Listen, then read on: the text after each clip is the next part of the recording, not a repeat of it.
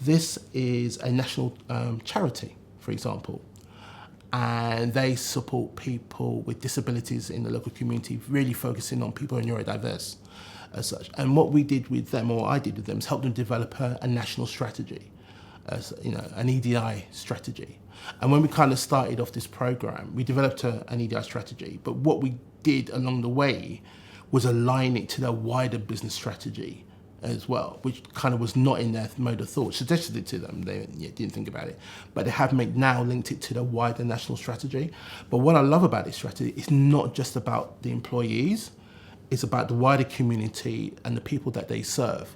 And you know, they have representation in the north of England, Scotland, Wales, Northern Ireland, as well as England, UK. So it's really kind of got that wide tentacle reach.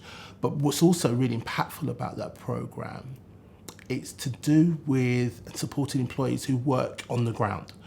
One of the ground things about how do you reach and communicate with people whose roles are face-to-face with their clients on a daily basis. So when you're engaged and asking their points of view, you do not have time to go and say, by the way, we're doing a listening group. Can you do that? And that was a challenge. So one of the things we did was actually use technology.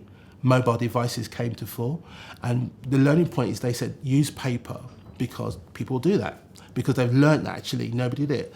Interestingly, when we did our survey, they all used mobile devices because they had it on them 24/7. They could complete it. It was great. But that gave us great feedback in order to ensure, and one of the key outcomes was actually how do we support neurodiverse clients, and that we had a specific area of them, and that featured in there in the final EDI strategy as well.